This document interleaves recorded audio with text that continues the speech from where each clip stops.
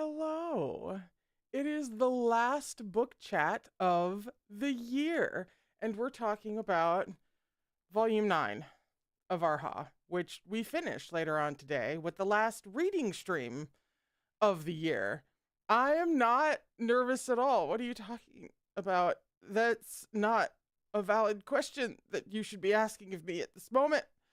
Um, but before we talk about Erha, you guys are always the guinea pigs. You guys know this by now. Does the stream, like the stream quality, the video quality, look any better than it usually is? Let me know, because I tried something, but if it doesn't do anything, then I'll have to figure out something else. Oh, it's really clear and crisp. Really? Because whenever I see the video playback of streams, for whatever reason, if I have to hop onto one real quick, it never looks, it's very potato, at least for me. So I tried something to make it look better. So if it does, it looks good, it looks better, this makes me feel better. Thank you.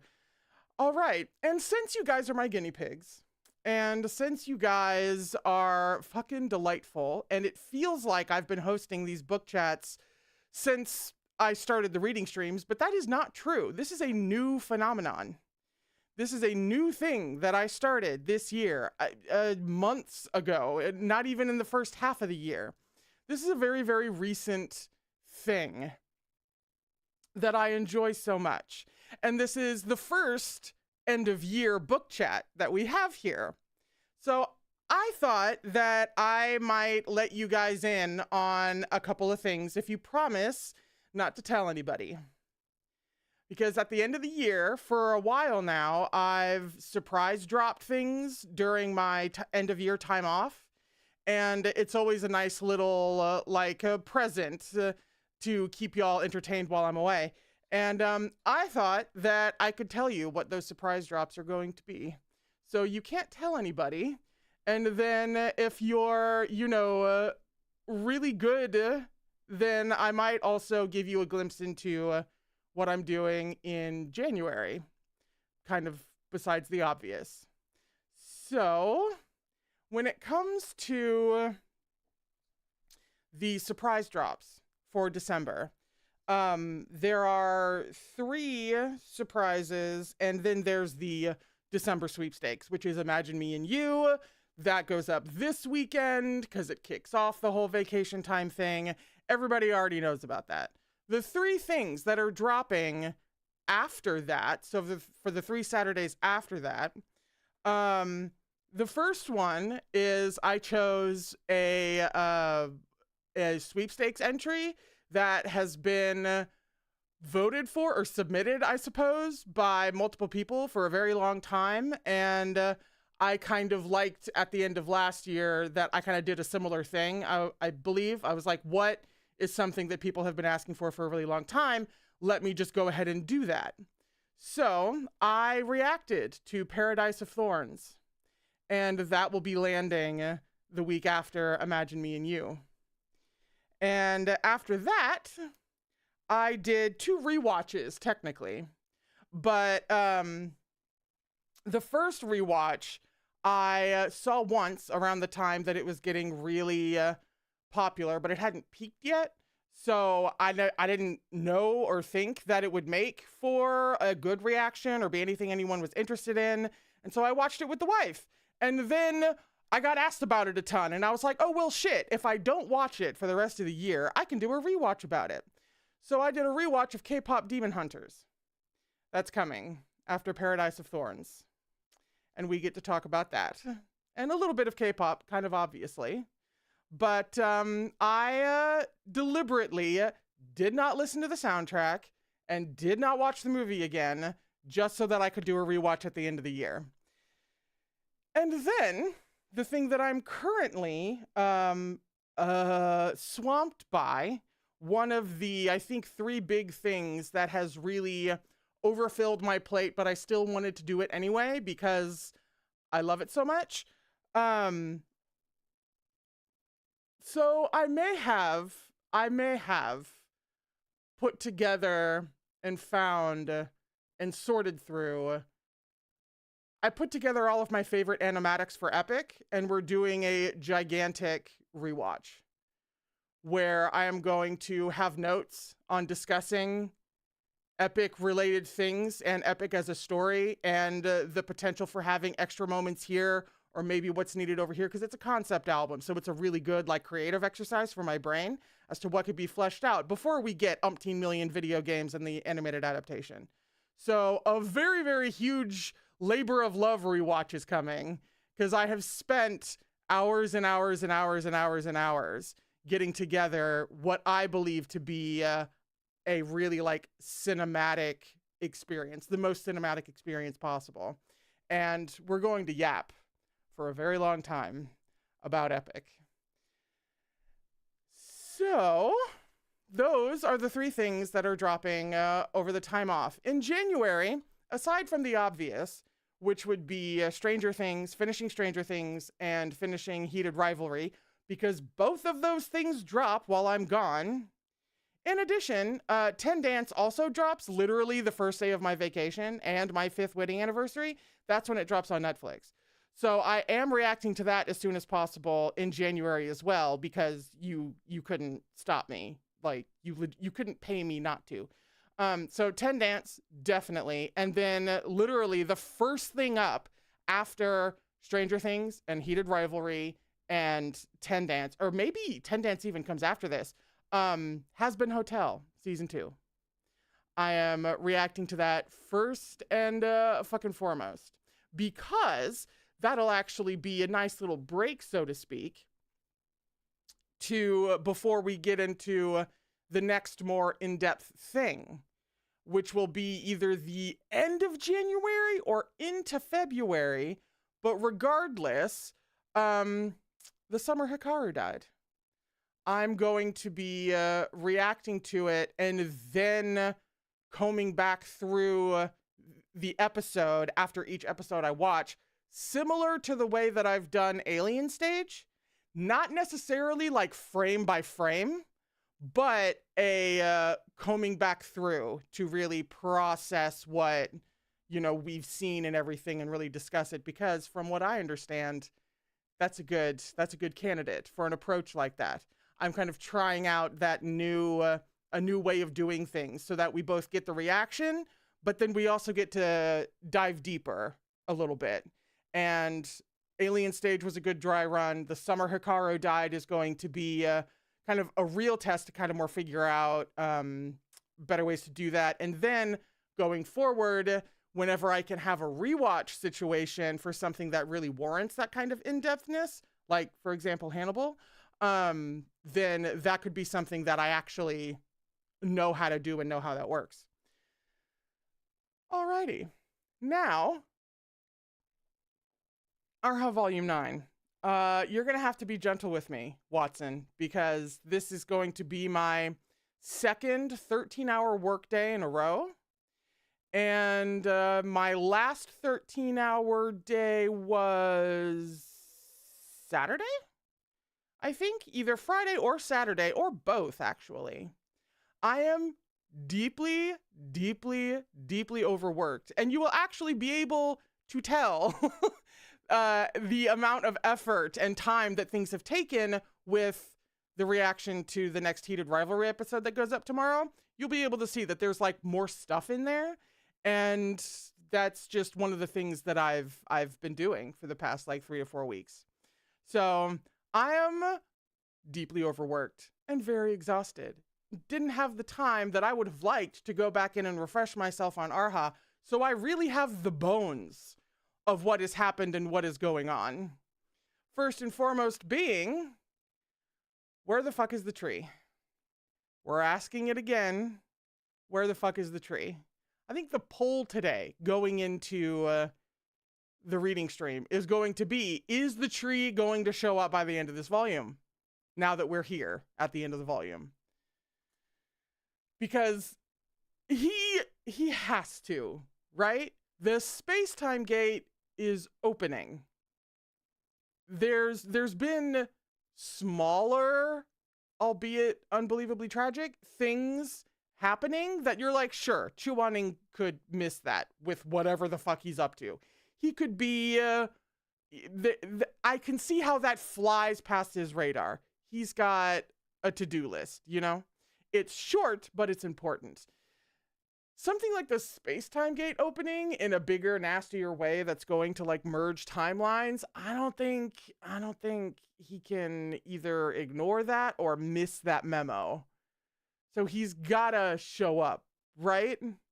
Or at the very least, whatever he's been doing behind the scenes has to do with him being at the space-time gate opening. Like that's involved in whatever his current plans or needs are. Something like that. He's gotta. Mo-Run is no longer with us. We only have one other protagonist, and he hasn't shown up in a second. It's gotta be at the end of this volume. Right? Right? Bueller?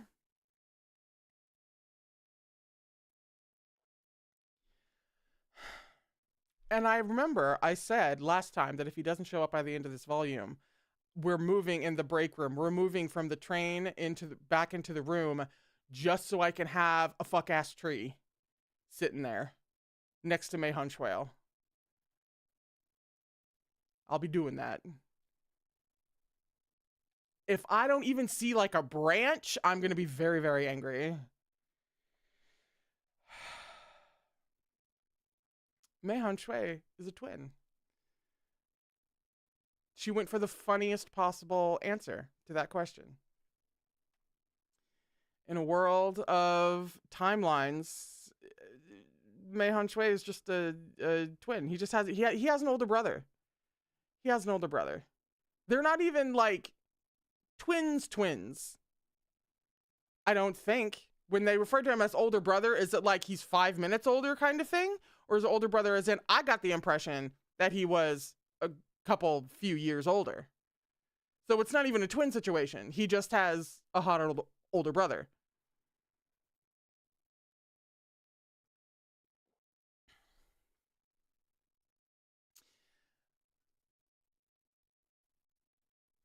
We've already touched on the topic of the possibilities that come up with Mei-Hun Shuel and ostensibly a second Mei-Hun Shuel. Realistically, though, Shuemeng, not in a great place, obviously, but, you know, he's gotta,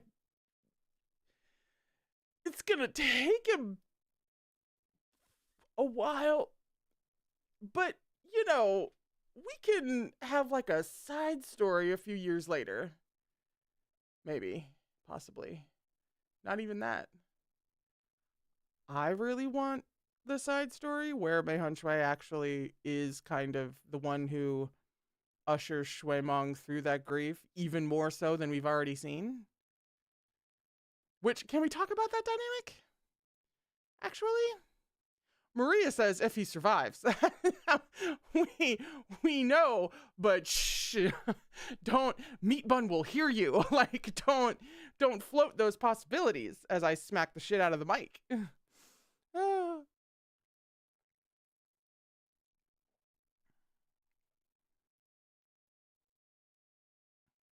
Yeah, Henry. He needs some distraction from the pain. Thank you, Henry. That's all I'm saying. Right? Didn't I mention the dynamic? The dynamic of Mei-Hun Shuel and a utterly wrecked Shuemeng. Why is that? Like, how is Mei-Hun Shuel oddly a great person to have in that moment? I guess it depends on the person who's going through the shit as to the kind of energy that they would want in a moment like that. But there was something, suitable's not really the right word. It was just,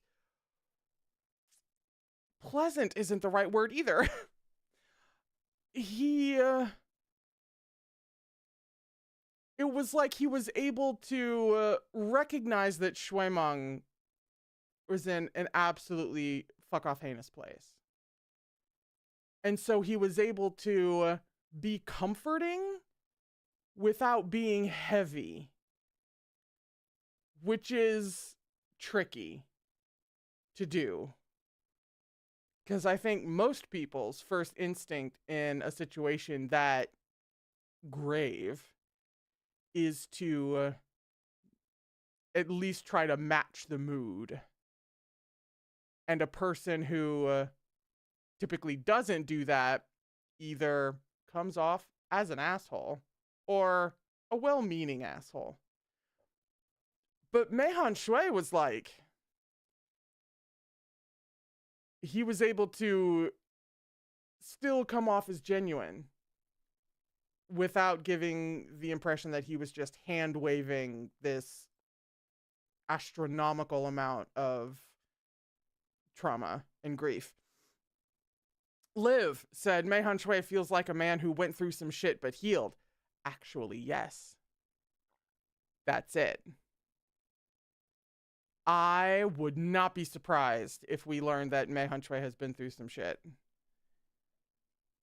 That's exactly it, Liv.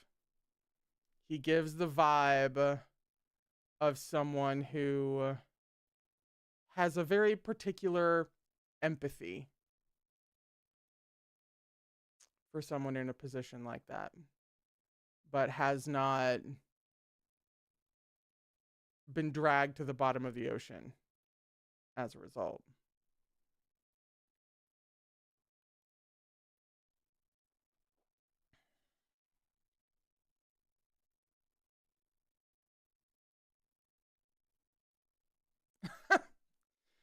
Henry said, bisexuals love to process their trauma and then be sexy about it. Listen, we know, but hey, it's true as your resident bisexual, but hey, we don't need that kind of accuracy, please.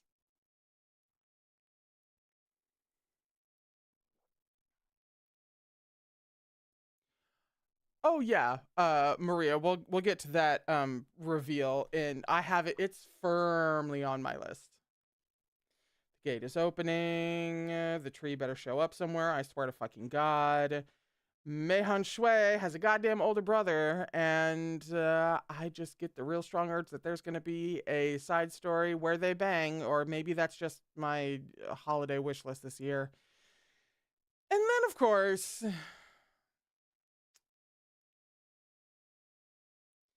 well, it is 2:45, so for this last section, I suppose we can talk about the butterfly bone beauty feast of it all.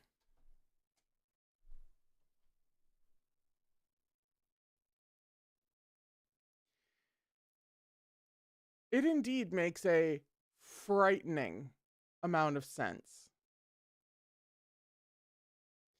And actually, it makes me wonder about Hua Binan's mom. Because there are a few different likely contexts as to why she told Hua Binan that he can never cry. And I mean, obviously, the reason has to be so that people don't find out what you are. But there's the possibility of, because she was also a feast, and it came out of maybe a little bit of protection, even though she had to be firm and like, do not cry ever, that kind of thing. Or she wasn't, and hiding him out of shame, but also a little bit of protection. And actually, somebody refresh my memory on feast lore. Because the way that they procreate currently evades me. I don't even know if we've been told if there could be such a thing as a human and a feast having offspring. Mm. Maria says, being a feast is by bloodline, so it was either his mom or his dad. Yeah. Uh-huh.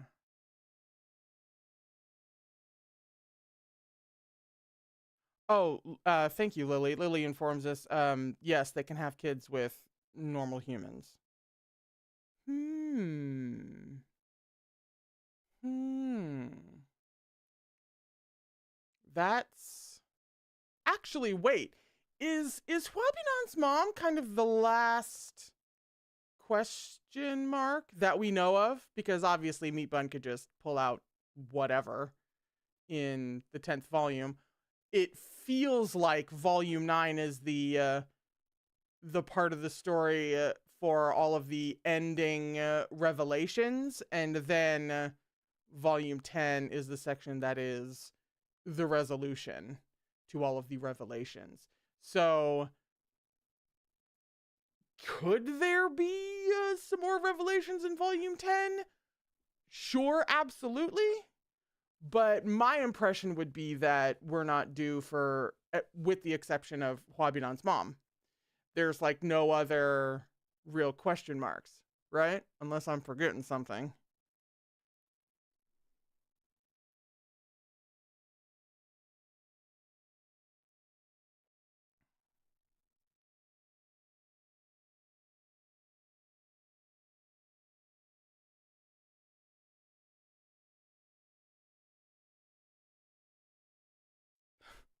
Maddie said volume 9 is so good, but I hope I never have to look at it again. That's that's the subtitle to volume 9.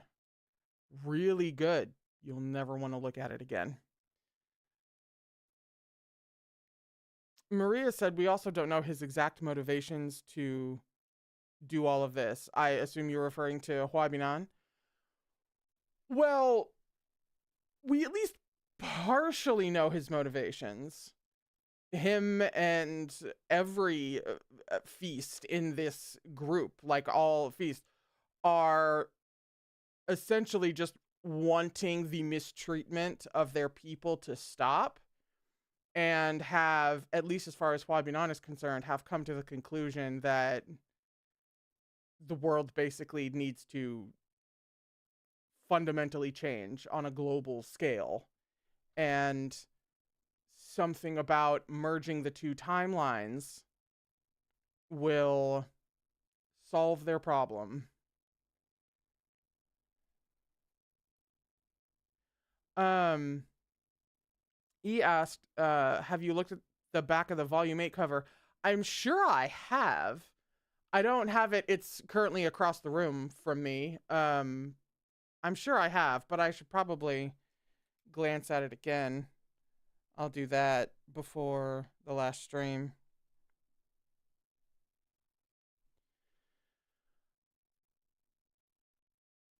Liv said, I think his motivations have probably shifted more than the rest of them, though.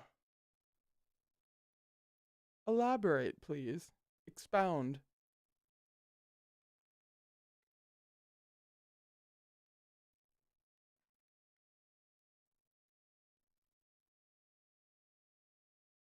Ninan says the injection of moral complexity brought in by involving the feasts as an aspect / motivation for our antagonist is such good writing to me. I think it's kind of objectively good writing. It's objectively a strong creative choice. I don't really think there's a way of getting around that. Like, it could not be like a person's cup of tea, but in terms of like the nuts and bolts of narrative, making it a feast thing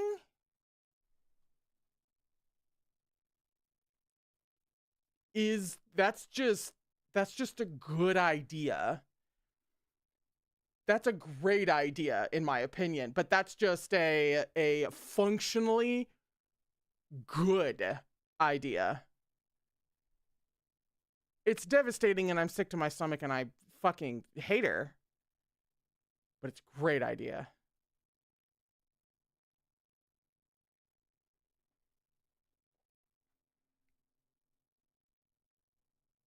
Oh, Liv expounded, said because he has been very willing to kill his own at this point. He killed Song Chutong. He is willing to kill Shimei. Like, I think he might have started off noble, but got too black and white. That's kind of usually where villains like Hua Binan go. Because there's always something very interesting to be had whenever the villain either started out really having a point or just generally still has a point, but is going about it in all the wrong ways. However understandable the psychology of the villain is. So that's absolutely what it strikes me as. I fully agree. Yeah.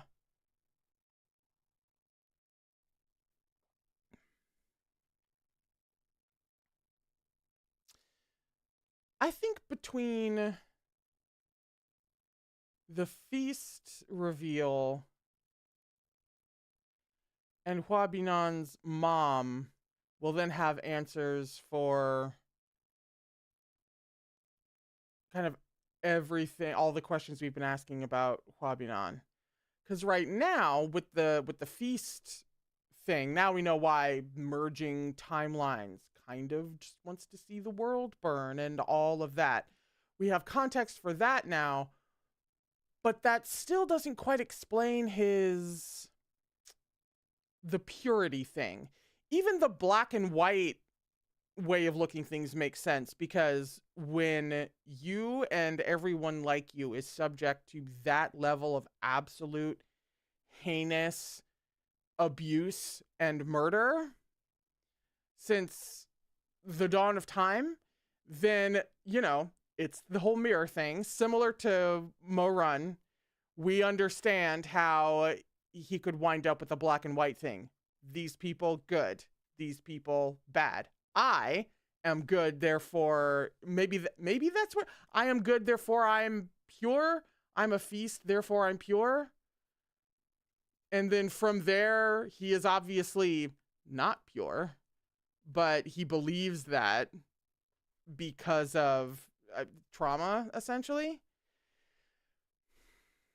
But I feel like when it comes to the purity thing, like, that's a guess that I have.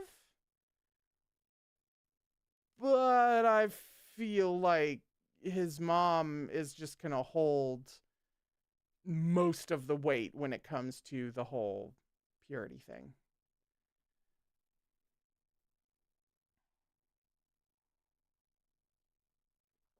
Ninan said, yeah, because we can hate what Hua Binan has done, but the situation of the feasts is just so fucked up that it's hard not to see how someone might be so radicalized. Radicalized is the word of the day. that yes.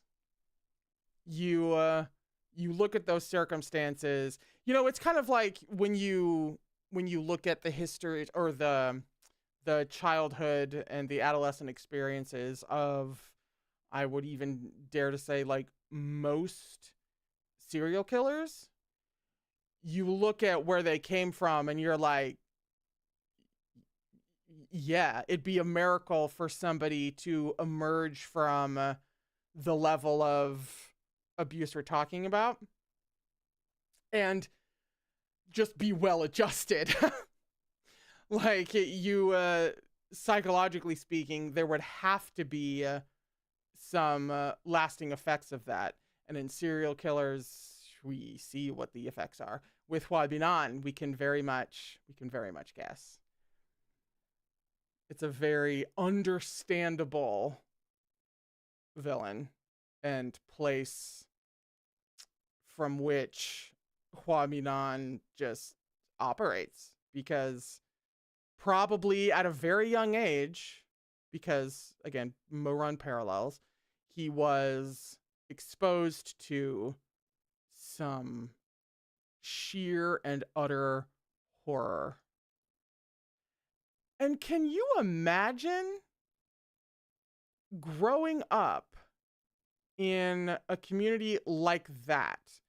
Like, there's a lot of queer people here, you know, like anyone who grows up as a member of an oppressed minority knows this experience to one degree or another, especially depending on when you came up, because obviously, the queer people who lived through the Depression and World War II and AIDS, and it is an entirely different universe. That would actually be a rather solid comparison, because it creates these childhoods of hearing and seeing and knowing about horrific things happening to people like you. And oh dear God, if you can just not be one of those people, that does something to a person. That has a profound and lifelong effect. And how old is Huabinan? Like, really, at this point? Is he late 20s, 30s? I forget.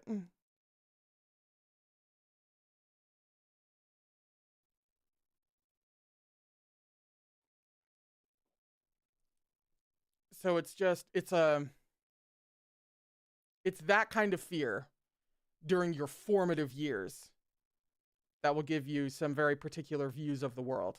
And it can so easily sway one way or another. Like, well, this would kind of be the point between Huabinan and Mo-Run, and kind of Mo-Run in general. It can so easily go one way or another. It really just depends about the other people in the person's life, circumstances, etc., as to the person who emerges from a time or an adolescence filled with very, very acute trauma.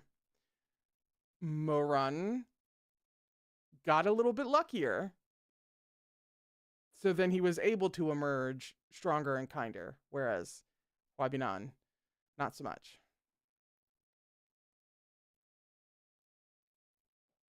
Oh, thank you.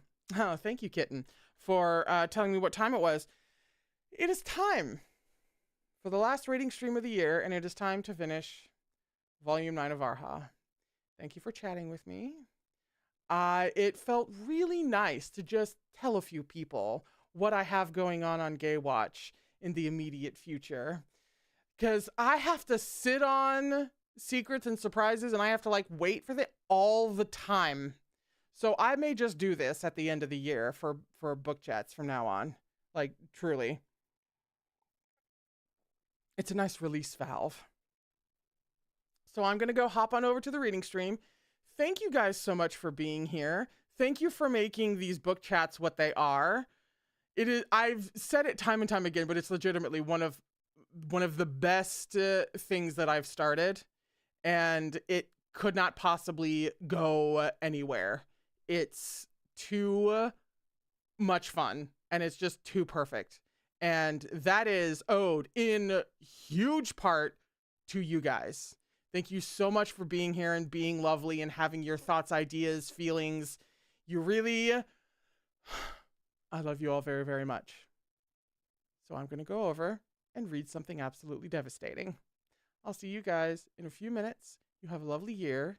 And in late February, we'll actually get to come back and have the first book chat of the year, in which we discuss whatever the fuck we're about to read.